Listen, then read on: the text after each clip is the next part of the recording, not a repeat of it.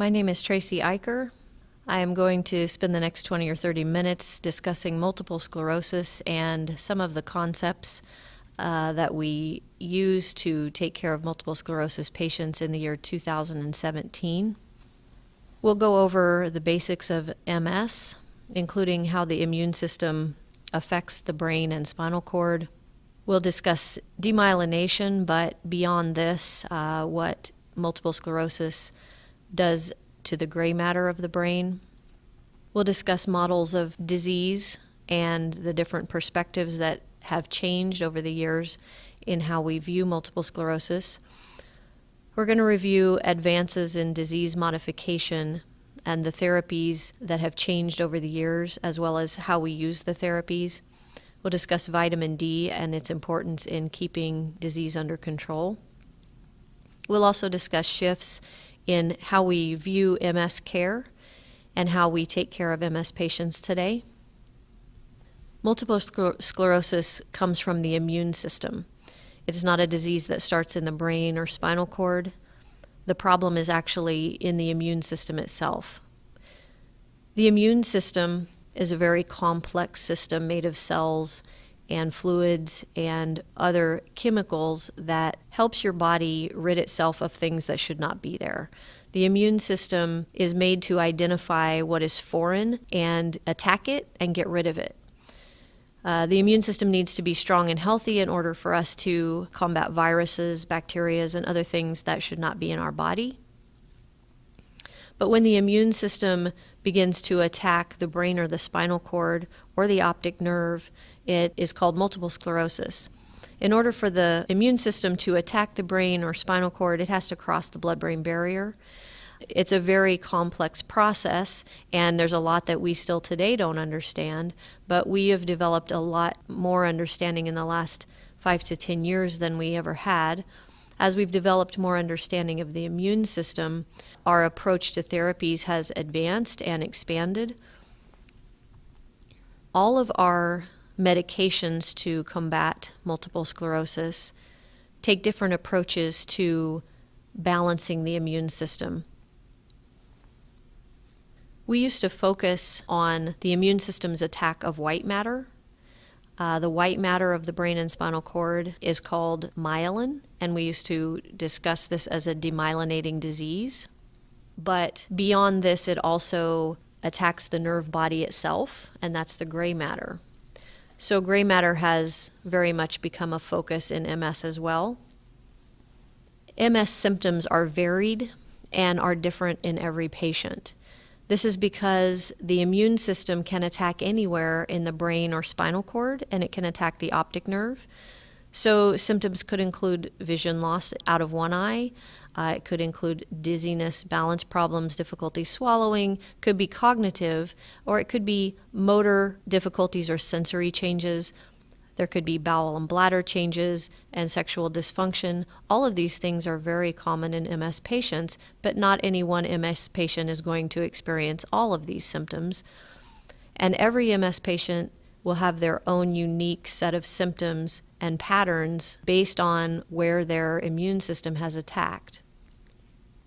We sometimes say that every patient's MS is like a thumbprint in that it's unique and different, and their pattern of attack is very different.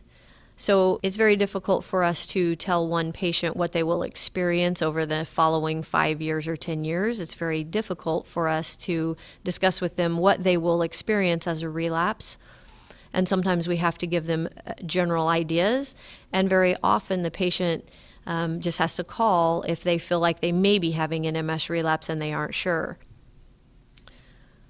We used to discuss patterns of MS disease, and we still do focus on this to some extent.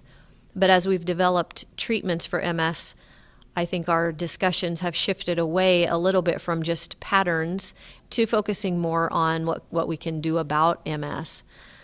In the first picture on the left upper corner, this is relapsing remitting MS, and this pattern depicts a patient who has an attack and then it quiets down, and then later they have another attack which quiets down. Over time, they often have attacks which don't fully resolve and don't fully go back to baseline. And over time, you can see that stepping up, and that signifies advancing disability. On the right side upper corner, you see primary progressive MS. Primary progressive MS is probably a unique type of disease, and it probably is separate from the other presentations of MS. But these are patients who never really have a noticeable flare or attack. They just very gradually get worse, and they very gradually feel like they're losing abilities. Primary progressive MS is a very difficult disease state to treat, and in fact, we don't have any disease-modifying agents today that are approved for primary progressive MS, although we have one therapy that is under FDA scrutiny right now. In the bottom of the slide, you can see on the left secondary progressive MS and progressive relapsing MS. This is somewhat of a gray zone, and identifying which of these patterns is exactly happening with the patient is somewhat of an art form, and sometimes we take our best guess. The important thing, I think, is that all patients who come into the disease with a relapsing type picture are good candidates for our disease-modifying therapies. When there are attacks, we know there's an inflammatory component, and our MS medications have shown to do well against the inflammatory part of the disease. Many patients over the years, whether it's with continued events of relapse in between or a quieting down of relapses, do then begin to progressively worsen. And you can see that in both of these pictures on the bottom of the screen, that over time there is a worsening of the disease and an increase in disability. This slide puts a lot of the ideas together into one picture. And this is the most common presentation of the disease. So on the left-hand side of this screen, the patient comes into the disease with relapses, and the relapses quiet down, but maybe not going all the way back to baseline. Over time, not all the relapses recover, and as relapses continue to occur, more disability is obtained. However, at some point in the disease, it's very common that the relapses quiet down and there's not so much of an inflammatory picture in the disease, and just disability progression starts to prevail. During the time when there's a lot of inflammation, this is when we see the new lesions, which I'll show later in this slideshow, and lesions are the inflammatory attack on white matter. There is also, to an extent, inflammatory attack at the gray matter, though it's more difficult to appreciate on MRI. But beyond the inflammatory attack, and subtly underneath the inflammatory attack even early in the disease, there is attack at the gray matter. The nerve cell itself is being damaged, and that correlates more strongly with the neurodegeneration or the disability progression over time than even the accumulation of the white matter lesions. We've mentioned that we used to focus a lot on the demyelinating part of this disease, and I'd like to also focus on what happens beyond the white matter attack. In this picture, you can see what we call lesions in MS. The lesions are these white globs on the MRIs that you see. Historically, this was the focus of what we looked at when we treated patients for MS. We talked to them about their lesions, we counted their lesions, and we thought that lesion load was the answer to why disability accumulated. But we realized even years ago that there were patients who had fairly extensive disability without extensive white matter lesions, and that the lesion load doesn't always correlate with how much disability there is. This is a picture of the brain that lets us take a look at where the gray matter is and where the white matter is. The ribbon around the outer edge of the brain is gray matter. There are gray matter pockets deep in the brain, and those are pictured here, labeled basal ganglia. There are other structures deep in the brain that are pockets of gray matter or nerve cell bodies. On the right of the picture, you can see in the spinal cord, the center of the spinal cord, sort of shaped like a butterfly, is the gray matter, and around the outer edge is actually white matter. This is a better picture of the gray and white matter. And this is a picture of atrophy that occurs in MS. On the right of the screen is a patient without atrophy. You can see that the area in the center of the brain is fairly small. The dark area, which we call the ventricle, is not very big. On the left, if you look at the ventricle in the middle, there's a large area of darkness. That is because atrophy has occurred, and as the brain gray matter shrinks, spaces increase. This is another picture of the same thing, the patient on the left having less atrophy and the patient on the right having more atrophy. In addition to just the increase in the ventricle size, it's a little more subtle, but you might appreciate that the space around the outside edges of the brain is also expanded. And as we see more atrophy or shrinkage of the brain, we tend to see disability progression in our MS patients. This is a picture of one of the scales that we sometimes use to measure or discuss how much disability there is. This is called the EDSS scale. It's often used in clinical trials to give numbers to describe how disabled the patient is. We use it a little less often in the clinic.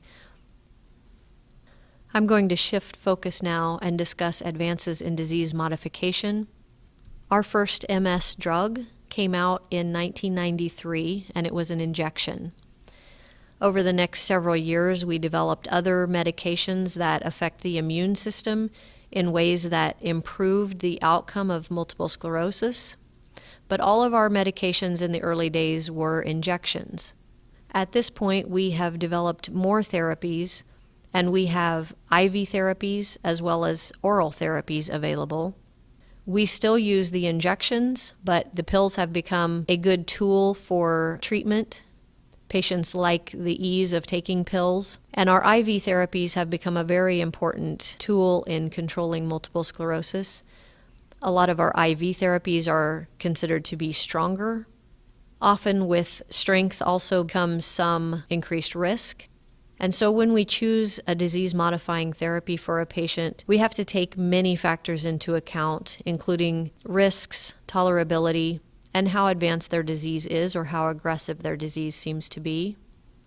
It's important to understand that all of our medications approach the immune system from a different way, and it's not as if we were able to put our injectable therapy into a pill and you could take the same medication by shot or pill. These are different medications, and they do different things to the immune system to keep it balanced or controlled. Making the decision as to what disease-modifying therapy we start a patient on takes a review of that patient's other medical conditions, their other medications, and also their lifestyle, as well as their MRIs and how their disease appears. This slide is depicting the changes that occur in the immune system cells as they mature. As the cells mature, they develop different receptors, and our newer advances in multiple sclerosis medications are targeting many of these receptors in order to affect the immune cells in different ways. In addition to developing better understanding of how we can affect the immune system through medications, we've also developed a greater understanding of how vitamin D can impact the immune system. Vitamin D has multiple effects on the immune system that are beneficial. Higher levels of vitamin D result in better outcomes for MS patients. And there are many ways that the vitamin D is affecting the immune system in a favorable way. We have also advanced our ability to monitor MS patients. Though for the most part we still rely on MRIs, we are developing the ability to use higher power magnets. We're developing new technologies with the current MRIs, including double inversion recovery, 3D FLAIR, diffusion tensor imaging, and other research protocols that someday will be more widely available and not just limited to research. Double inversion recovery allows us to see the gray matter better and to appreciate MS attack at the gray matter. That's what's shown in this picture. These are areas that the gray matter is being affected by MS. When we look at a regular MRI, it's very difficult to appreciate these areas of attack. Diffusion tensor imaging allows us to evaluate the white matter tracts. It is especially useful if we are unable to appreciate discrete lesions in the spinal cord. Sometimes we can see disruption of the white matter tracts on diffusion tensor imaging. Optical coherence tomography is another tool that has been used more in MS clinics recently. This allows us to look at the thickness of the retinal layer. The thickness of the retinal layer may decline as the gray matter layers of the brain decline, and this is a way that we can measure loss of gray matter without directly looking at the brain. In addition to advancing our abilities in MS medications and imaging, there have been several changes in the approach to care in the MS community. MS specialists are trending towards more frequent MRI monitoring. We are less tolerant of disease activity on MRIs, and changes of disability, even subtle, we are more likely to consider changing medications. MS specialists are being more aggressive with surveillance of vitamin D and supplementation of vitamin D to help keep the patients controlled. We are using more non-pharmacologic approaches, such as optimization of the abilities that the patient has through physical therapy, occupational therapy, and cognitive therapy. We are treating symptoms of the disease more aggressively and focusing on optimizing the wellness of the patient. Due to the complexity of taking care of MS patients at the level that has become expected today, many neurologists and primary care physicians are turning to MS centers, and the MS center approach has become more popular. MS centers strive to offer a full spectrum of care, including a neurology team that consists of neurologists, MS nurse navigators, and medical assistants that are well-versed at the MS drugs and insurance approval needs. Physical therapists and occupational therapists are often highly involved in an MS center. Cognitive therapists and neurocognitive specialists are involved in the MS patient care as well. Social workers, nutrition and wellness support, as well as education and support groups are important. And many MS centers are now offering research trials that allow patients to have access to therapies that are otherwise not available. The MS center approach is being used more widely, although often not all of the above are located in one place. Many times a specialized neurology team is developed within a neurologist office, and then the therapies are sent out to other locations. However, it is important to develop a strong network with social workers, physical therapists, occupational therapists, and nutritional and wellness support, whether that's all in one location or through a network structure. As we develop more understanding of MS and the complexity of the disease grows, MS centers have become more and more important in being able to offer the level of care that MS patients need. Care of MS patients has advanced quickly over the last 5 to 10 years and continues to advance. This is an exciting field for neurologists, but a very difficult field for patients. Hopefully the podcast has been helpful in giving you an understanding of our current assessment of the disease and the disease state. Thank you for listening.